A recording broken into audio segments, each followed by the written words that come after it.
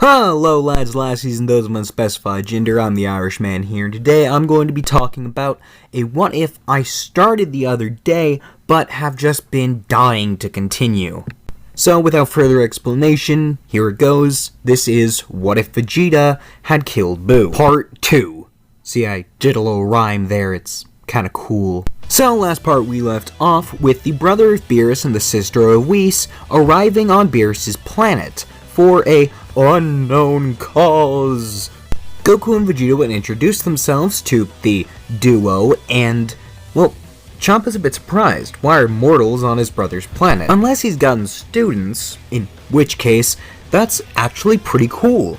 Champa's been considering doing that himself, but he has never gotten around to it. Beerus would walk over a bit groggy from just waking up from a very, very awesome nap, and would wonder why his brother has come and interrupted it.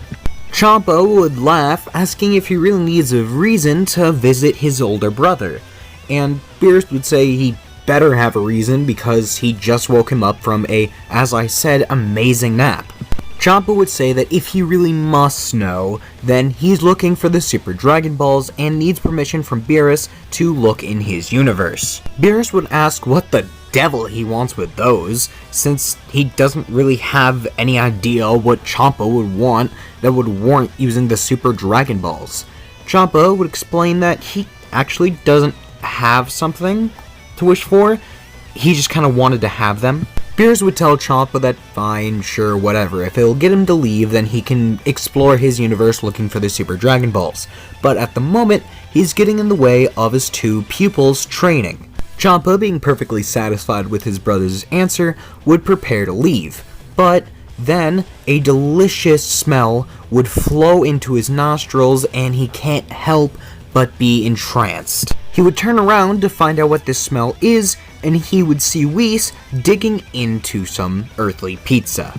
Champa would ask his brother what this is and what that amazing looking food could be, and Beerus would explain how that's a delicacy known on Earth as pizza. His two pupils used to live there before, well, dying, and they wanted some of the earthly food. And, well, Beerus was just willing enough to oblige them. Champa would ask if he could try some, and Whis would hand him a box of the leftovers. Champa would grab a slice and then immediately start digging into the entire thing. Really fulfilling that old American spirit there, Champa. Yeah, I'm Irish, but I was raised in America, so I'm allowed to make that joke. Jokes aside, Champa would ask how in the world, pun intended, that they don't have an Earth in their universe. Vados would say that they actually do, or more so did, but it ended up just blowing itself up.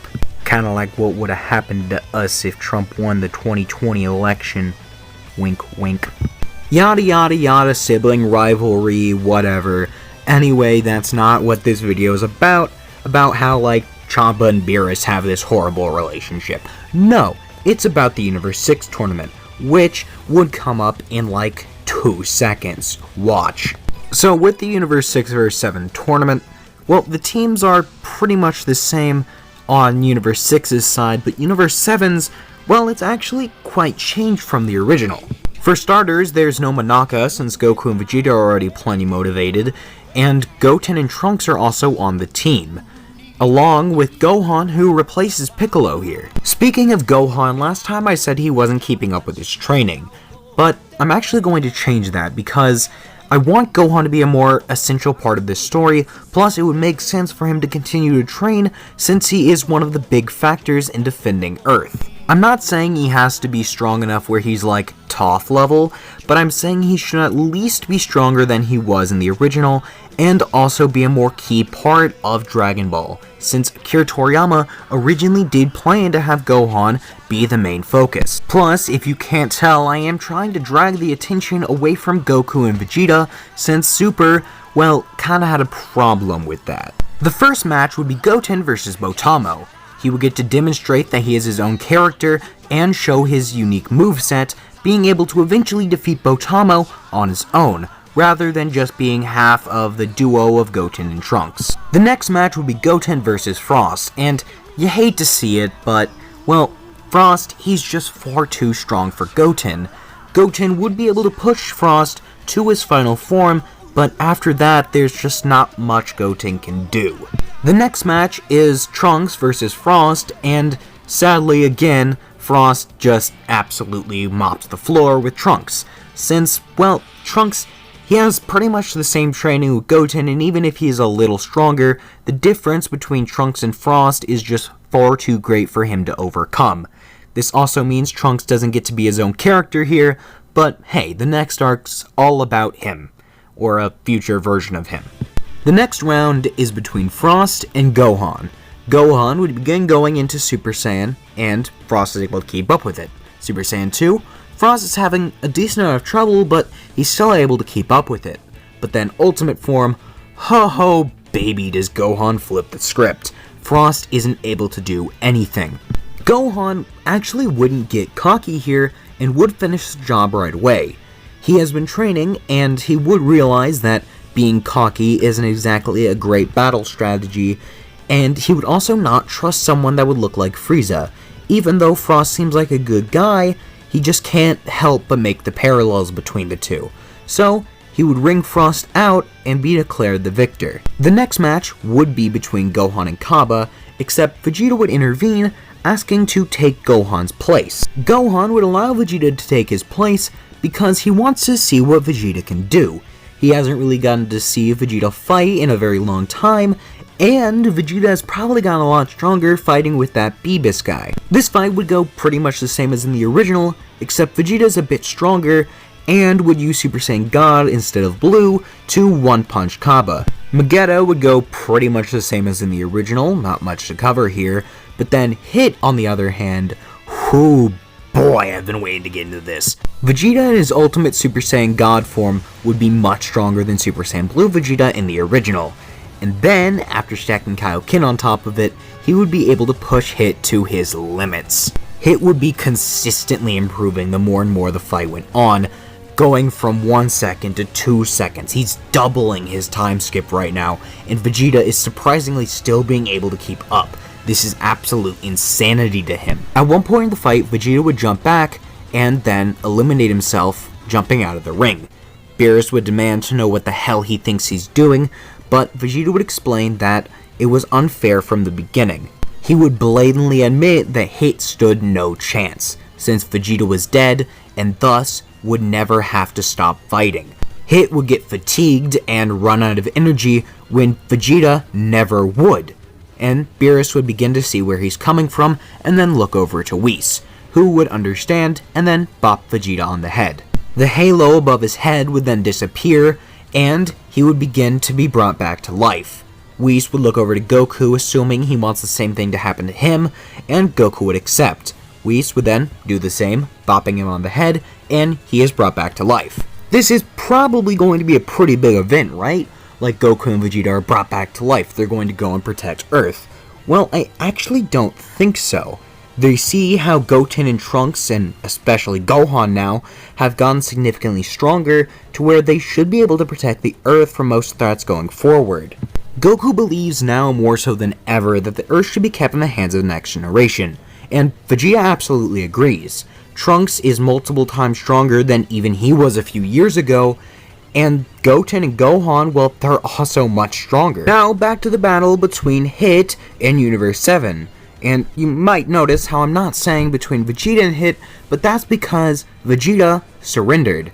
Champa isn't going to allow Beerus to use his fighter when he already surrendered. He was knocked out, so now it's time for Goku to battle.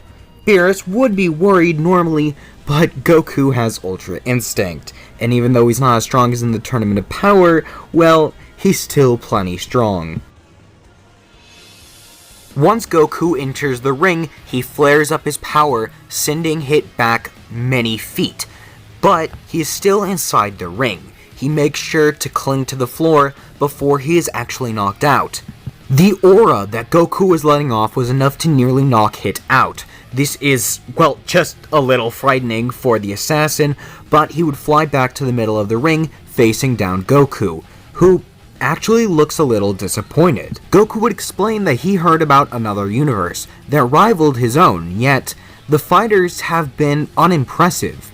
Goku and Vegeta alone could have taken out the other squad with little to no problems, and even Hit doesn't pose much of a challenge. Hit would laugh, thinking that Goku's just being cocky, but Goku has a straight face. This would then begin to anger Hit, and he would use his time skip to try to land a sneak attack right on Goku's gut. But sadly, it doesn't really do anything, and Goku just counters by smacking Hit away.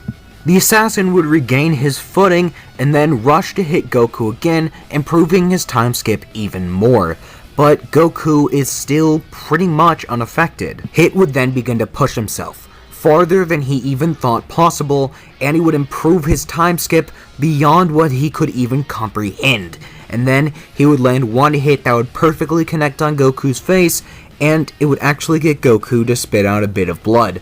And then he would look at Hit and ask him if he wants another try. Hit would look over to the stands, more specifically at Vados and Champa, and then walk over to the edge of the arena preparing to jump off. But Goku would stop him, saying that he has an idea that could make the fight just a bit more fair. Hit would turn his head to look at Goku and say that he doesn't want to fight him at anything but his best, and at the moment, Hit just isn't strong enough to do that. So hopefully they can have a rematch one day, but for now, well, Hit's lost. But Goku would say that's not what he's referring to. Having his interest rather piqued, Hit would turn around to face Goku, and Goku would explain that it's an ability that can multiply your power many-fold. Goku would then demonstrate the Kaioken, an ability that, depending on how far your mastery over it is, can multiply your power, like Goku said, many-fold. And Hit's rather impressed. That's insane. Goku would have had to power down to Super Saiyan God to actually demonstrate this, but it's still an amazing power, and Hit is very impressed. I doubt he can sense God Ki, so it's still an insane boost either way. 2 times for just a simple technique. Hit would try it on himself, getting up to 0.5. Since he doesn't have a great mastery over it, he just saw the technique 1 time, so he doesn't exactly know how to use it properly. But 1.5 times is still enough to give Goku a run for his money. Goku would power up back to Ultra Instinct Omen, and Hit would power up into Kaioken times 0.5. And the two are actually having a pretty even fight.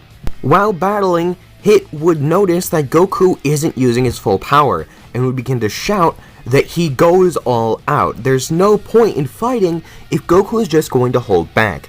And Goku, a bit begrudgingly, would go up to full power, and Hit would then push himself into Kaioken times 2.5. And the two are actually once again having a pretty even clash. But then Hit would begin to realize the downsides of the Kaioken, and his body would begin to break down. Hit would be able to handle it, but Goku would take advantage of the moments he can't, and then would knock him out, and proceed to win the match. Goku would congratulate Hit on putting up a good fight, and Hit would shake his hand, saying that he was very impressed with Goku's power, and would love to have a rematch sometime. Goku would encourage Hit to continue working on his fighting ability, the Kaioken, and his time skip. That way the next time they battle, well, it could just be a bit more fair. This wholesome moment is then crashed by a mysterious person arriving in the tournament grounds. This person is the Omni King himself, Lord Zeno.